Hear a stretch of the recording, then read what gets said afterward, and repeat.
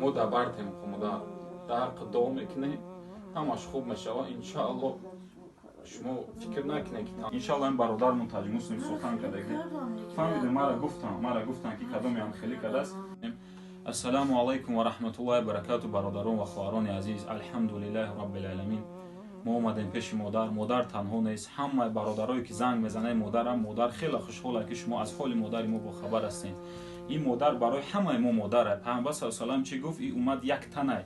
وقتی یک جای اعضای بدنی یک مؤمنی ما یک مادری ما درک کنه، همه اعضای بدنی ما باید درک کنه. برادرای عزیز، برای مادر فکر نکنه که تنها ما دبر شیم. این مبلغی که ما زبرگ شدگیم انشالله یک مردانگی تو نشون ته مادری که تنها اگر پسراش میبود انشالله این مادر در خیلی حال نمیزد. برای پسرای این مادر ما هستیم، ما جوان مردایی که کار میکنیم و این مادر ما دستگیری میکنیم.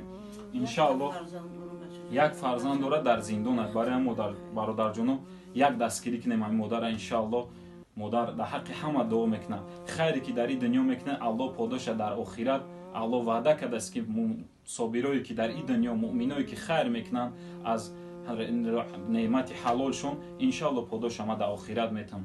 مادر جون در حق برادرها دعا میکنیم که انشالله یاردم میکنن همه طرفا زیق نشین. انشالله یک روزاده همین کار حل میشه. ما دبر تایم زیقی نک مادر جون любое время اینا زنگ بزن ما را اینا برادرایی که سراغ میکنن انشالله اول خداوند همه این برادرها سبب میشن که ما شما را دستگیر و شما هیچ وقت فکر نکنید که تنهایین.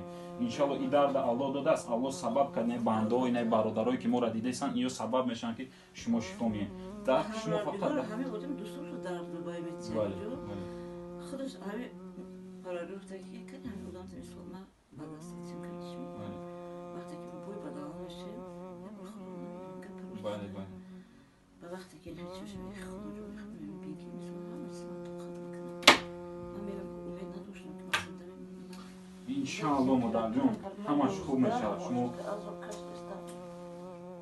شما ما دبرتیم خمودا در قدام میکنیم همش خوب میشه انشالله شما فکر نکنید که تنهایی. ما برادرایی که مادر ندارن برادر ما مادر نداره شما برای این مادر هستین. ما برای تو مادریم. تو خیال نکنید که تنهایی. اینجا برادرای بناموسی ما داریم که همش یاردم میکنن ما را انشالله. شما هیچ وقت فکر نکنید که شما تنهایی. فهمیدید مادر جون؟ الله برکت بده. انشالله همش خوب میشه. انشالله این برادرمون ترجمه سوی سخن کرده فهمیده مرا گفتن که کدام هم خیلی کرده است. برای هم شما غمگین نشین. انشالله همش خوب میشه. فهمیدید مادر جون؟